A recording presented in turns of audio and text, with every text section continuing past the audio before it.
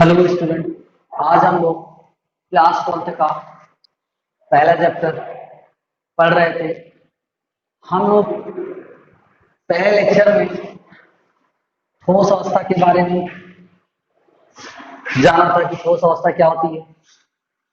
दूसरी बात हम लोगों ने ठोस अवस्था के गुण के बारे में जाना था। फिर ठोस अवस्था को उनकी प्रकृति के आधार पर दो भागों में बांटा था। आपको याद आ रहा होगा, क्रिस्टलीय ठोस और अक्रिस्टलीय ठोस। एक सबसे इम्पोर्टेंट बात बताई थी हमने, कहा था जो अक्रिस्टलीय ठोस होते हैं उनमें जो होता है समदैशिकता का गुण पाया जाता है। जो क्रिस्टलीय ठोस होते हैं उनमें जो होता है विषमदैशिकता का गुण पाया जाता है। इस तरीके से हम लोगों ने वहां तक बातें की थी। आज हम लोग बात करने चल रहे हैं क्रिस्टलीय ठोसों के प्रकार। अगर बात की जाए क्रिस्टलीय ठोस चार प्रकार के होते हैं, यहाँ हम लोग देख रहे हैं। सबसे पहला है सहसंयोजक ठोस, या इसी को हम लोग नेटवर्क ठोस के नाम से जानते हैं। दूसरी बात आती है आयनिक ठोस, जिसे हम लोग आयनिक सॉलिड भी बोलते हैं। उसके बाद आणविक ठोस। आणविक ठोस वे तीन प्रकार के भी होते हैं। अगर कहा जाए, एक होता है, मैं यहां लिख दे रहा हूं, अध्रुवीय, अध्रुवीय आणविक ठोस। दूसरा होता है ध्रुवीय, ध्रुवीय आणविक ठोस। इसी तरीके से अगर बात करें, यहां होता है हाइड्रोजन आबंध युक्त आणविक ठोस।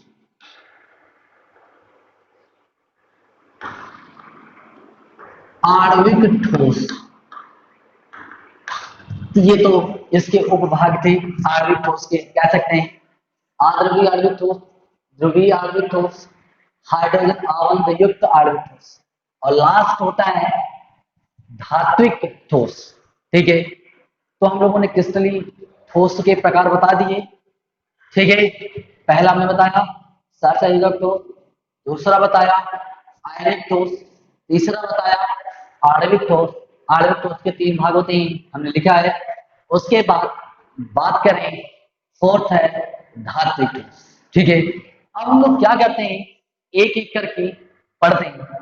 सबसे पहले आप बातों को बहुत ध्यान से सुनिए, मैं एक एक करके चर्चा कर रहा हूं, आप समझिए, उसके बाद मैं लिख रहा हूं। सबसे पहले आप ये ध्यान रखिए, सहसंयोजक ठोस में जो अवयवी कण होता है, या जिसे हम लोग कंस्टिट्यूएंट पार्टिकल बोलते हैं, या कह सकते हैं कि ये जो सहसंयोजक ठोस होते हैं, ये जो इनके अवयवी कण होते हैं, अवयवी कण जो होते हैं, ये क्या होते हैं, परमाणु होते हैं। क्या होते हैं, परमाणु होते हैं। ध्यान रखिएगा, सहसंयोजक ठोस में जो अवयवी कण होते हैं वो क्या होते हैं, परमाणु होते हैं। ठीक, मतलब कि जो सहसंयोजक ठोस बनता है वह बनता है परमाणु। ठीक, उसके बाद जो सहसंयोजक ठोस होते हैं यह सहसंयोजक आबंधों के द्वारा जुड़े होते हैं। मतलब कि सहसंयोजक जो नेटवर्क ठोस होता है, जैसा कि यह नाम ही लिखा है सहसंयोजक ठोस, अर्थात ये जो ठोस बने होंगे, ठोसों के जो अणु या परमाणु होंगे, उनके मध्य जो बंध बनेगा वह बंध होगा सहसंयोजक। ठीक, उसके बाद बात करें, सहसंयोजक जो ठोस होते हैं ये विद्युत के कुचालक होते हैं। जैसे अगर बात करें, ग्रेफाइट इसका अपवाद होता है, सिलिकॉन कार्बाइड, हीरा, aluminium nitride, boron nitride, silica, ये सब जो एग्जाम्पल होते हैं वह होते हैं सहसंयोजक ठोस के। तो हम एक एक करके एक एक बातें लिख रहे हैं, आप इसको समझने की कोशिश करिए।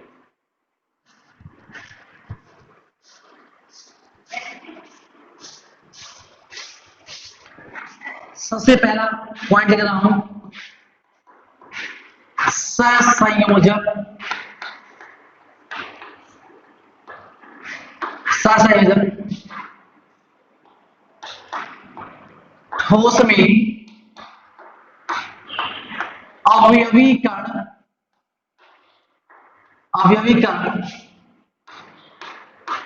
परमाणु होते हैं,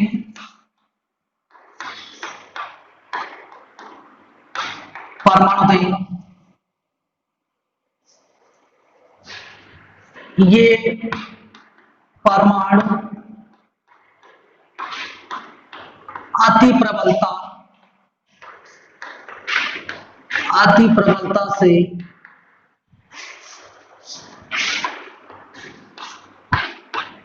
जुड़े होते हैं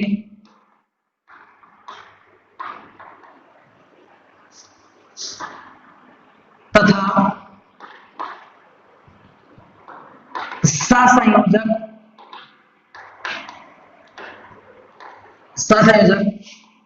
अबंध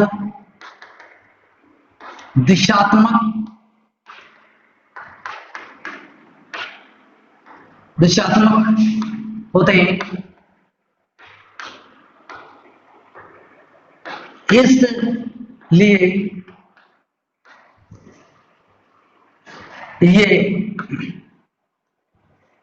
ये ठोस बहुत कठोर होते हैं,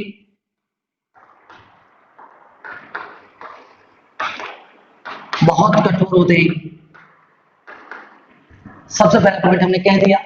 सहसंयोजक ठोस में अवयवी कण परमाणु होते हैं। ये परमाणु जो होता है अति प्रबलता से, अर्थात सहसंयोजक बंधों के द्वारा जुड़े होते हैं तथा सहसंयोजक आबंध जो होता है वह दिशात्मक होता है, अर्थात डायरेक्शनल होता है। इसलिए ये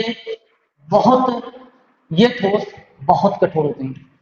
उसके बाद अगर ये ठोस बहुत कठोर होंगे तो जाहिर सी बात है इनका गलनांक जो होता है उच्च होता है। लिख रहे हैं, सहसंयोजक ठोसों का गलनांक उच्च होता है।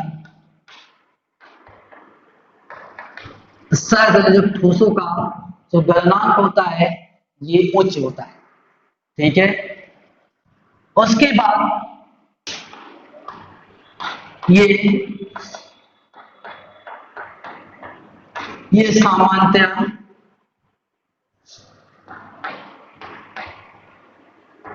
विद्युत के कुचालक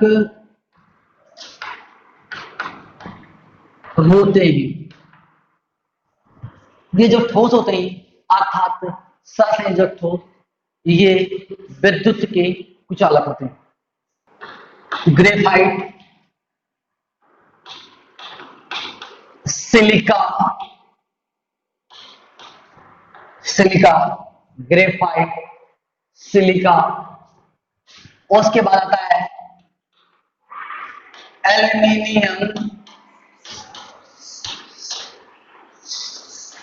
नाइट्राइड।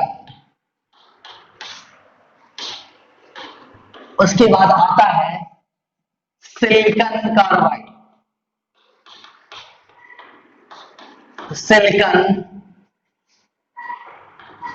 कार्बाइड, या SiC। ठीक है, तो ये लेकिन एक स्टार मार्किंग करके एक बात बताना चाहता हूं, याद रखिएगा। ग्रेफाइट जो होता है हम वो 8th में ही बताया जाता है। ग्रेफाइट जो होता है अपवाद स्वरूप यह विद्युत का सुचालक होता है। लेकिन हम अपवाद स्वरूप स्वरूप ग्रेफाइट ग्रेफाइट विद्युत का सुचालक होता है। सुचालक होता है। ठीक, इस तरीके से ये बातें हम लोगों ने सहसंयोजक ठोस के बारे में सीख लिया। अब हम लोग आगे की तरफ बढ़ने चल रहे हैं।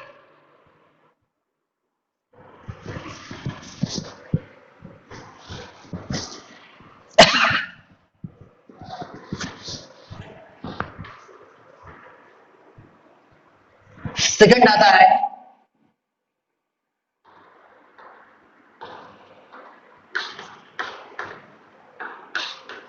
आयनिक ठोस के बारे में।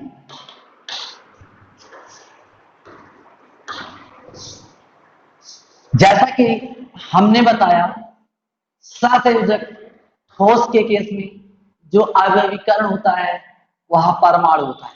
ठीक, लेकिन आयनिक ठोस के केस में या जो आयनिक ठोस की जो संरचनात्मक इकाई होती है वह होती है धनायन और ऋणायन। मतलब जो आयनिक ठोस होते हैं वह धनायन और ऋणायन से बंधे होते हैं। हम लोगों को पता होता है धनायन और ऋणायन के मध्य स्थिर वैद्युत आकर्षण बल, या इसी को हम लोग कूलम्ब बल के नाम से जानते हैं। मतलब कि धनायन और ऋणायन के मध्य जो बल कार्य करता है उस बल को हम लोग कूलम्ब बल कहते हैं। उसके बाद अगर बात करें जो आयनिक ठोस होते हैं, आयनिक ठोस कूलम्ब बल के द्वारा या आयनिक ठोस में जो कूलम्ब बल कार्य कर रहा होता है वह धनायन और ऋणायन को परस्पर बांधे रहता है, और ये जो इनके आयन होते हैं यह गमन नहीं कर पाते हैं। गमन नहीं कर पाने की वजह से आयनिक ठोस विद्युत के कुचालक होते हैं। लेकिन जब हम या आयनिक ठोस जलीय अवस्था में या गलित अवस्था में विद्युत का क्या होता है, सुचालक होता है, क्योंकि जो आयन के मध्य कूलम्ब बल या स्थिर वैद्युत आकर्षण बल कार्य कर रहा होता है वह टूट जाता है और आयन स्वतंत्र हो जाते हैं। आयन स्वतंत्र होने के कारण ये जो आयनिक ठोस होते हैं जलीय अवस्था में विद्युत का चालन करते हैं। उसके बाद हम कहना चाहें इनका भी गलनांक और क्वथनांक जो होता है उच्च होता है। उसके बाद क्या कह सकते हैं जो आयनिक ठोस होते हैं ध्रुवीय विलायकों में विलेय होते हैं, अध्रुवीय विलायकों में अविलेय होते हैं। तो हम लोग इसी बातों को पूरा लिखते हैं। एग्जाम्पल है, याद रखिएगा कुछ। NaCl जिसको हम लोग बोलते हैं सोडियम क्लोराइड, उसके बाद Na2SO4 नाम होता है सोडियम सल्फेट, फिर होता है LiF नाम होता है लिथियम क्लोराइड,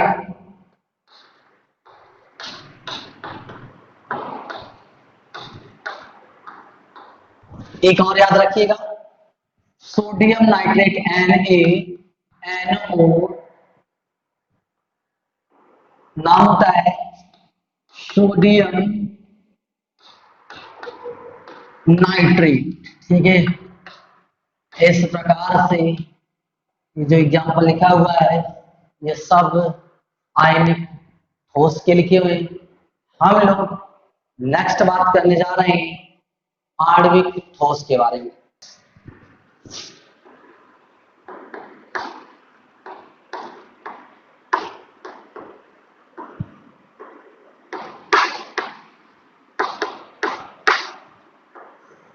ध्यान सुनिएगा,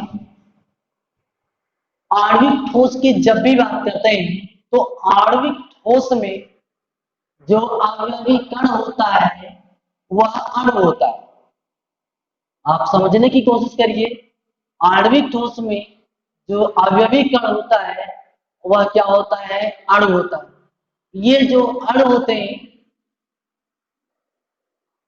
परस्पर वांडरवाल फोर्स या वांडरवाल बल के द्वारा जुड़े होते हैं। और यह आणविक ठोस 3 प्रकार के होते हैं। सबसे पहले हमने बताया अध्रुवीय आणविक ठोस, दूसरी बात हमने कहा ध्रुवीय आणविक ठोस, तीसरी बात हमने आपको बताया हाइड्रोजन आबंधित आणविक ठोस।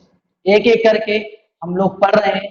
सबसे पहले तो हमें यही लिखना है कि इस प्रकार के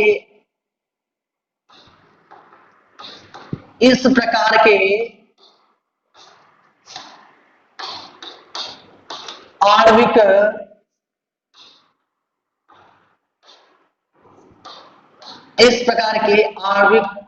ठोस में अवयवी कण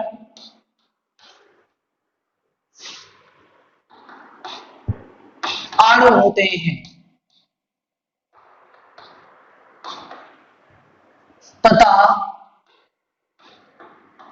इनके मध्य वांडरवाल्स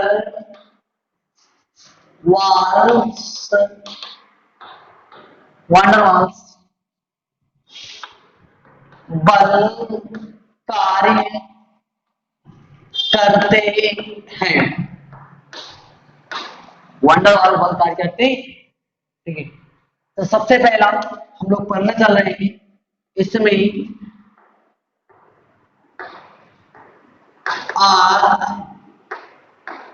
ध्रुवीय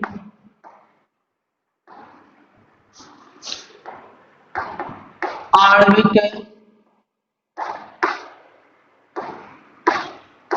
अध्रुवीय आणविक ठोस,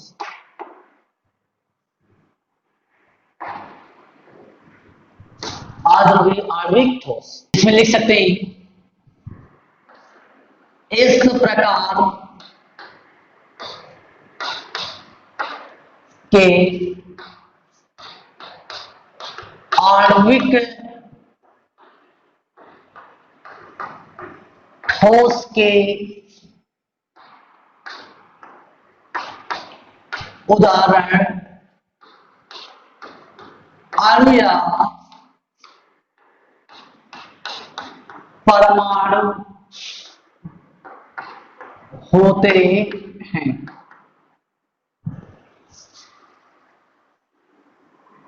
एक बात और बताना चाहते हैं, याद रखिएगा,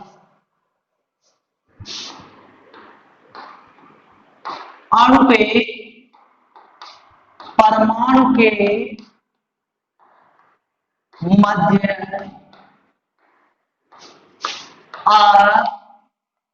अध्रुवीय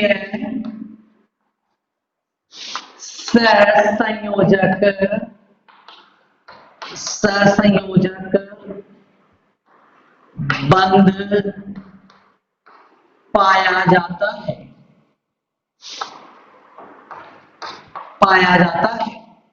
देखिए, वैसे तो सिर्फ दुनिया में 2 प्रकार के मॉलिक्यूल्स होते हैं।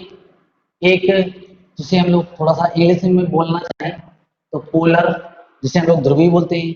एक होता है नॉन पोलर, जिसे हम लोग अध्रुवीय। देखिए, अध्रुवीय में अगर बात करें, जो अणु होते हैं उन अणुओं के मध्य सहसंयोजक बंद पाया जाता है, सहसंयोजक बंद तो पाया जाता है, साथ साथ जो अणु के परमाणु होते हैं लगभग उनकी विद्युत ऋणात्मकता जीरो होती है, अर्थात यह कह सकते हैं दोनों की विद्युत ऋणात्मकता बराबर होती है। ठीक, आप ध्यान से सुनिए। एग्जाम्पल के रूप में मैं और बातें लिखूंगा। इस प्रकार के ठोस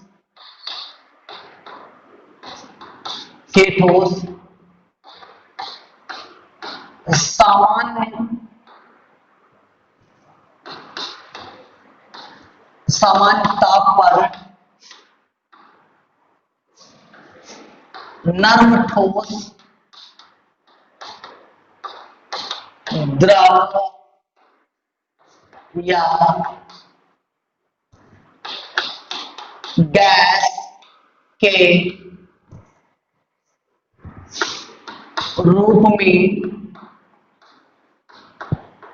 होते हैं।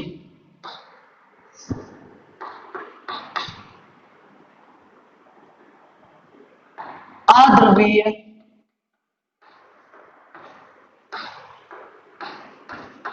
आणविक ठोस विद्युत के कुचालक होते हैं।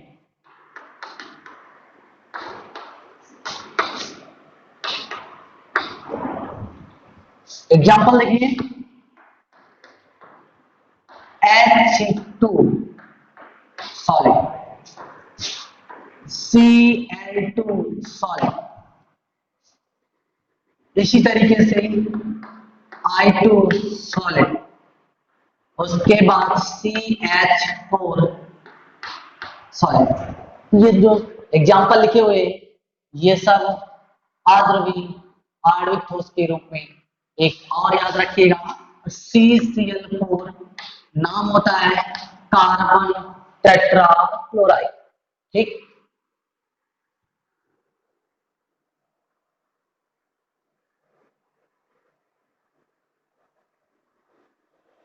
अब हम लोग नेक्स्ट बातें करने जा रहे हैं जिसका नाम है ध्रुवीय आणविक ठोस। अच्छा, एक बात आप ध्यान रखिएगा, हमने कहा जैसे देखिए यह हाइड्रोजन है, तो मैं हाइड्रोजन को ऐसे देखिए, इनके और इनके मध्य जो ये बंध है, ये बंध जो है सहसंयोजक है।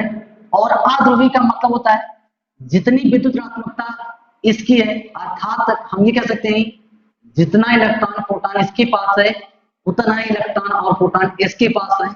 दोनों के मध्य जो इलेक्ट्रॉन की साझेदारी होगी वो बराबर होगी। ऐसा नहीं, ना तो ये हाइड्रोजन इसके इलेक्ट्रॉन को अपनी तरफ आकर्षित कर पाएगा, ना तो ये हाइड्रोजन इसके इलेक्ट्रॉन को अपनी तरफ आकर्षित कर पाएगा। अर्थात ये जो दोनों हाइड्रोजन परमाणु हैं इनके मध्य सहसंयोजक बंध तो पाया जा रहा है, लेकिन इनके मध्य जो विद्युत ऋणात्मकता है वो क्या है, जीरो है। इसलिए इन्हें हम लोग अध्रुवीय ठोस या अध्रुवीय आणविक ठोस बोलते हैं। इसी तरीके से आप क्लोरीन में भी गौर करिएगा, क्लोरीन और इनके मध्य भी सहसंयोजक बंध पाया जा रहा है और ये दोनों की विद्युत ऋणात्मकता समान होती है। ऐसा नहीं जो इसके इलेक्ट्रॉन साझेदारी में, ना तो ये क्लोरीन इसके इलेक्ट्रॉन को अपनी तरफ आकर्षित कर सकता है, ना तो ये क्लोरीन इसके इलेक्ट्रॉन को। अर्थात दोनों एक जो इलेक्ट्रॉन की जो शेयरिंग होती है वह मध्य में ही रहते हैं।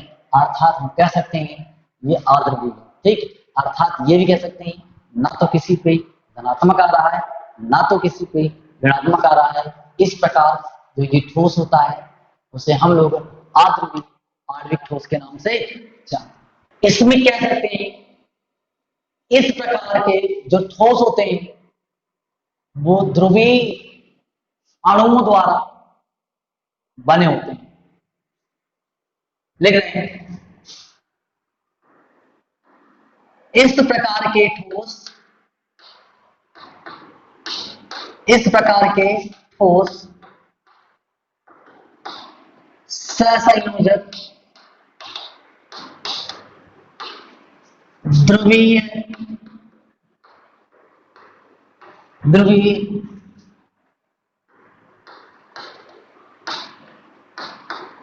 अणुओं द्वारा बने होते हैं। याद रखिएगा, इस प्रकार के मतलब कि जो ध्रुवीय आणविक ठोस होते हैं वो ध्रुवीय अणुओं के द्वारा बने होते हैं। उसके बाद हम लोग कह सकते हैं जो अणु होता है, अणु के मध्य द्विध्रुवी द्विध्रुवी द्विध्रुवी द्विध्रुवी सॉरी द्विध्रुवी द्विध्रुवी द्विध्रुवी अन्योन क्रिया, ये कह सकते हैं डाइपोल डाइपोल इंटरेक्शन कार्य करता है। लिख रहे हैं, दूसरा पॉइंट लिख सकते हैं,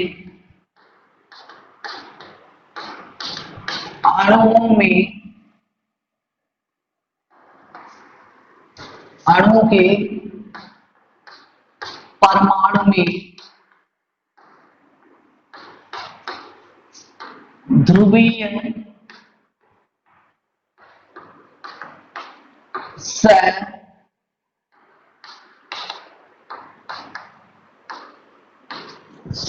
ध्रुवीय सहसंयोजक बंद कार्य करते हैं। उसके बाद ये ध्रुवीय ठोस भी विद्युत के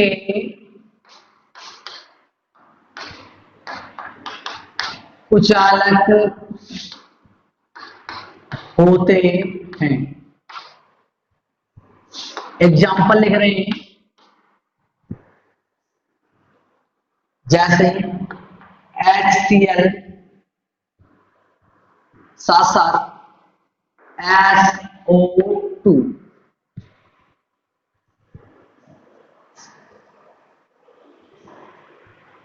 यहां बात करें जो HCl होता है, S सॉलिड होता है, ये भी क्या होता है, बहुत ध्यान से समझिएगा। हमने कहा इस प्रकार के ठोस सहसंयोजक ध्रुवीय अणुओं द्वारा बने होते हैं, अर्थात जो ठोस होता है वह सहसंयोजक ध्रुवीय अणुओं द्वारा बने होते हैं। ठीक। दूसरी बात, अणु के परमाणु में जो अणु होता है, परमाणु में ध्रुवीय सहसंयोजक बंध कार्य करते हैं। ये ध्यान रखिएगा, इंपॉर्टेंट बात है, ध्रुवीय सहसंयोजक बंध कार्य करते हैं। ठीक। उसके बाद विद्युत के कुचालक होते हैं, ये बात याद रखिएगा। देखिए, मैं आपको अगर बताना चाहूं, यहां जो अभी हम लोग आद्रवी पढ़ रहे थे, तो दोनों की विद्युत ऋणात्मकता समान थी, अर्थात हमने कुछ इस तरीके से, ध्यान सुनिएगा, जैसे H2 लिखा था, तो यहां ये देखिए इनके मध्य सहसंयोजक बंध तो पाया जा रहा था, लेकिन जो ये और ये दोनों की अणु में जो दोनों परमाणु हैं, इनकी विद्युत ऋणात्मकता समान थी, इसलिए हम लोगों ने अध्रुवी की बात की थी। लेकिन ध्रुवीय में क्या होता है, जैसे ये Cl है, होता क्या है कि हाइड्रोजन और क्लोरीन के जो मध्य जो बंध बन रहा है, इस बंध को हम लोग सहसंयोजक बंध बोलते हैं। ठीक। लेकिन क्या होता है, जो क्लोरीन होती है, क्लोरीन की विद्युत ऋणात्मकता ज्यादा होती है। जिसकी विद्युत ऋणात्मकता ज्यादा होती है, देखिए इनके और इनके जो मध्य इलेक्ट्रॉन की जो साझेदारी हुई है, तो इनके विद्युत ऋणात्मकता ज्यादा होती है और हाइड्रोजन की विद्युत ऋणात्मकता कम होती है।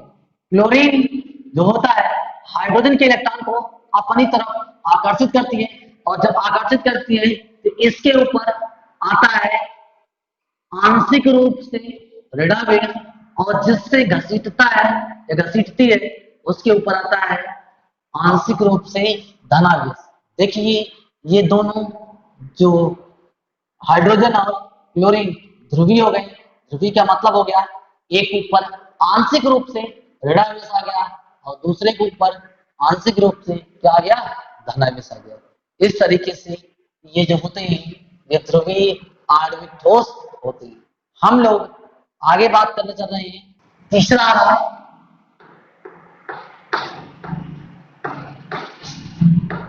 हाइड्रोजन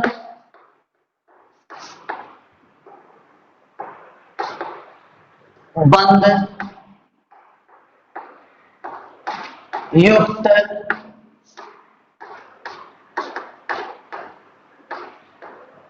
आणविक ठोस।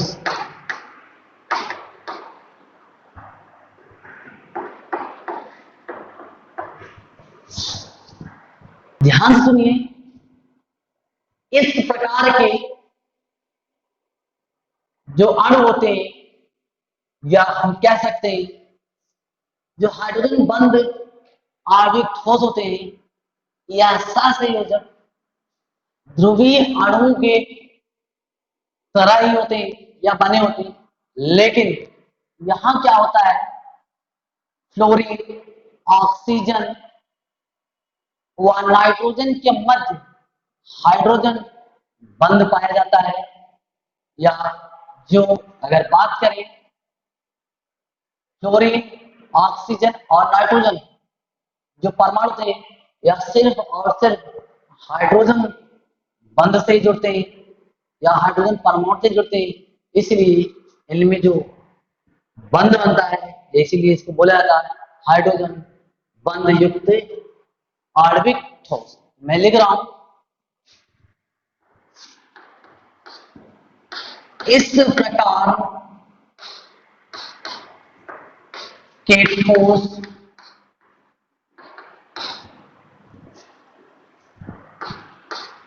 सहसंयोजक, इस प्रकार के ठोस सहसंयोजक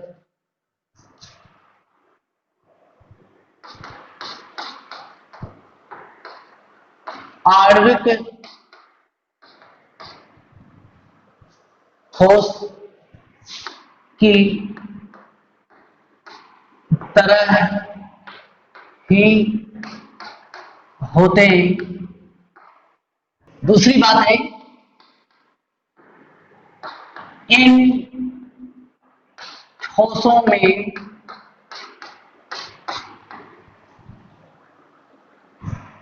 फ्लोरीन ऑक्सीजन नाइट्रोजन परमाणु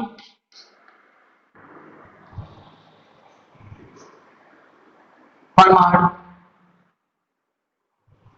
लिखा हूं, इन ठोसों में फ्लोरीन ऑक्सीजन नाइट्रोजन परमाणु हाइड्रोजन के मध्य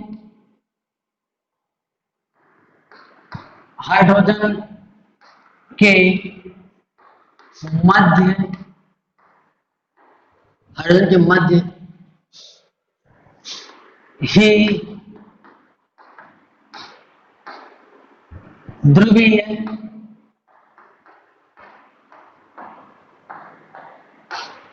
सहसंयोजक बंध बनता है, बंध बनता है। एग्जाम्पल देखिएगा, जैसे H2O HF NH3, ठीक है।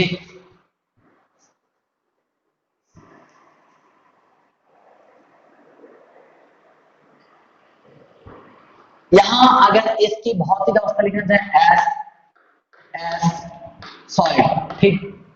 देखिए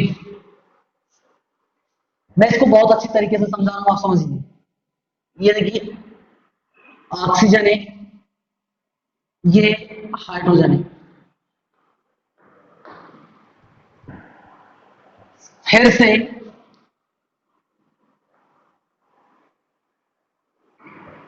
ये ऑक्सीजन है, ये वाले हाइड्रोजन है, ये भी क्या है हाइड्रोजन। देखिए हमको पता होता है कि ऑक्सीजन की विद्युत ऋणात्मकता सबसे ज्यादा होती है, जिसकी विद्युत ऋणात्मकता ज्यादा होती है उसके ऊपर आता है नेगेटिव चार्ज, या हम लिख सकते हैं इसके ऊपर डेल नेगेटिव, ठीक। या इसको हम लोग थोड़ा सा ऐसे लिख सकते हैं, मैं आगे लिख रहा हूं।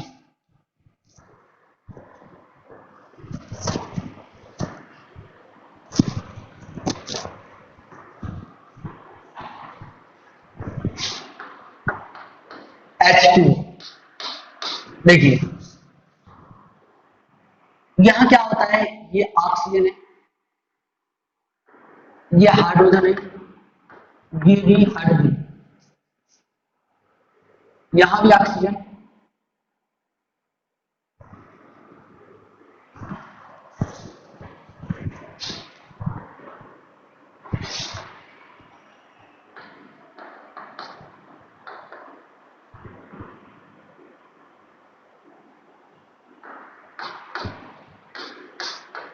देखिए ये मान लीजिए, देखिए जल के दो अणु हैं, होता क्या है, इसकी विद्युत ऋणात्मकता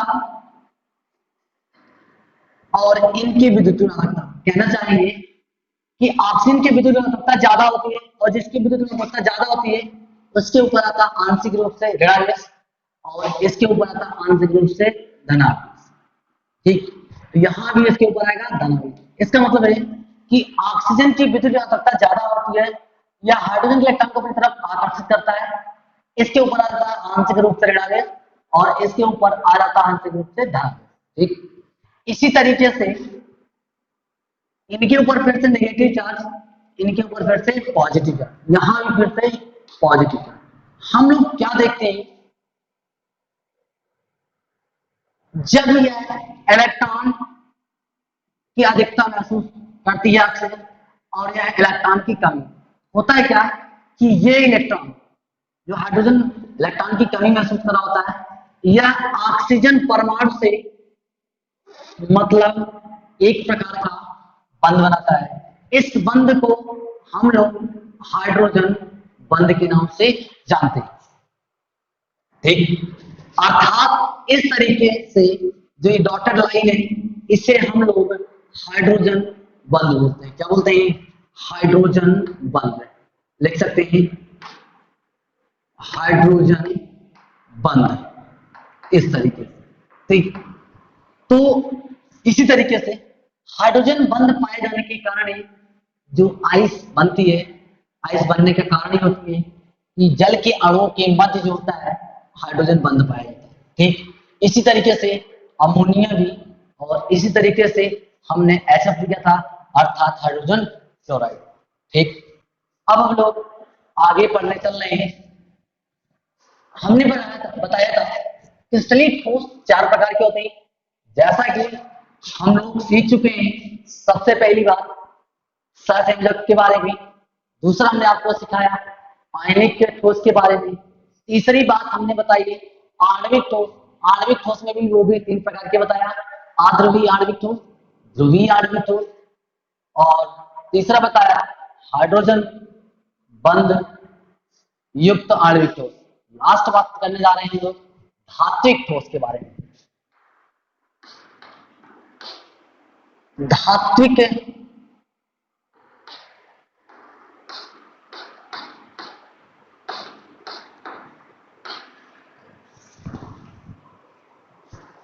देखिए धात्विक ठोस याद रखिएगा, धात्विक ठोस में जो धात्विक परमाणु होते हैं वह अपना इलेक्ट्रॉन त्याग देते हैं। जिस क्रिस्टल में वो अपने इलेक्ट्रॉन त्यागते हैं, इलेक्ट्रॉन स्वतंत्र होते हैं। हम लोगों को बताया जाता है जब इलेक्ट्रॉन स्वतंत्र होता है, इलेक्ट्रॉन स्वतंत्र होने के कारण ही विद्युत तथा उष्मा का किसी भी पदार्थ में चालन होता है। अर्थात हम कह सकते हैं जो धात्विक ठोस होते हैं या विद्युत तथा उष्मा के चालक होते हैं। दूसरी बात, जो धात्विक ठोस होते हैं सुन लीजिए, एक विशेष प्रकार की चमक पाई जाती है।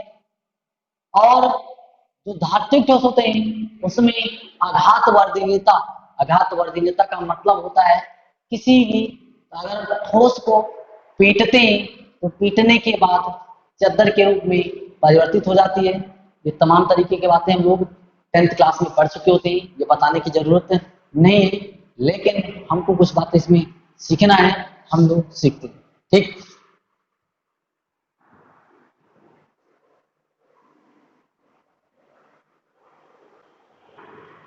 इसमें लोग लिख सकते हैं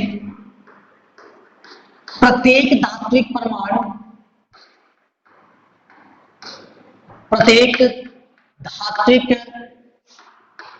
परमाणु एक या एक से अधिक इलेक्ट्रॉन त्याग कर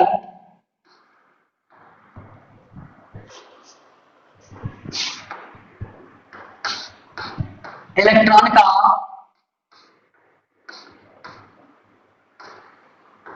समूह उत्पन्न कर देते हैं।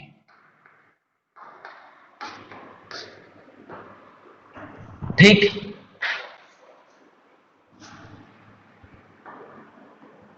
स्वतंत्र इलेक्ट्रॉन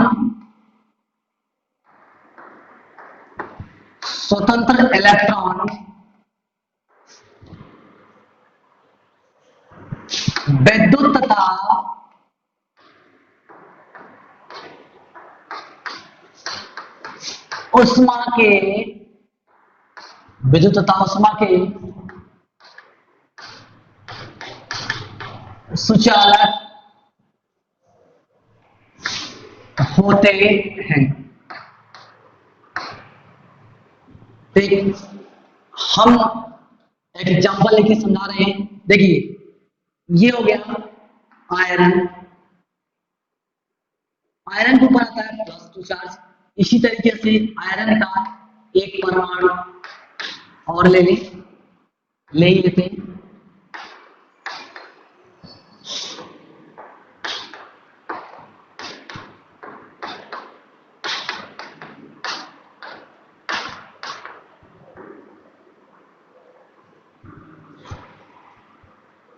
देखिए, जैसा कि हम लोग समझ रहे हैं या मैं आपको बताऊं, ये आयरन F जब ये कन्वर्ट होता है Fe+2 में, अर्थात इसके ये 2 इलेक्ट्रॉन फ्री होते हैं। जब इसके ये 2 इलेक्ट्रॉन इसमें फ्री होते हैं तो जो इलेक्ट्रॉन होते हैं इसमें, यही इलेक्ट्रॉन इसमें क्या करते हैं, स्वतंत्र होकर क्या करते हैं, चक्कर काटते रहते हैं, अर्थात गति करते हैं। इन्हीं गति के कारण जो धात्विक ठोस होते हैं वह विद्युत तथा उष्मा के चालक होते हैं। कई लोगों के मन में आता है ये आयरन परमाणु एक दूसरे को प्रतिकर्षित करता है। नहीं, ये आयरन परमाणु इनके मध्य त्यागा हुआ इलेक्ट्रॉन, ये धनायन और ऋणायन के बीच जो ये बंध बनेगा, ये जो एक बल कार्य करेगा, यह होता है मेटालिक बॉन्ड, या बोलते हैं धात्विक बंध बन जाता है, या एक प्रकार का बल काम करता है। ठीक, इस कारण ये एक दूसरे को प्रतिकर्षित नहीं करते हैं, ये मुक्त इलेक्ट्रॉन ही क्या करते रहते हैं, इसी में क्या घूमते रहते हैं, अर्थात स्वतंत्र होकर घूमते हैं। और इन्हीं घूमने के कारण ये जो धात्विक ठोस होते हैं ये क्या होते हैं, विद्युत तथा उष्मा के क्या होते हैं, सुचालक होते हैं। ठीक है बालकों, हम लोगों ने यहां तक बातें की, जैसा कि आपको समझ में आया होगा। अब हम लोग जो नेक्स्ट टॉपिक हमारा आएगा वह आएगा, बहुत ही बेहतरीन टॉपिक स्टार्ट होगा, थोड़ा सा समझने वाला। वह टॉपिक होगा क्रिस्टल जालक के बारे में। ठीक है, हम लोग नेक्स्ट लेक्चर में, अर्थात तीसरे लेक्चर में हम लोग स्टार्ट करेंगे क्रिस्टल जालक के बारे में। ठीक।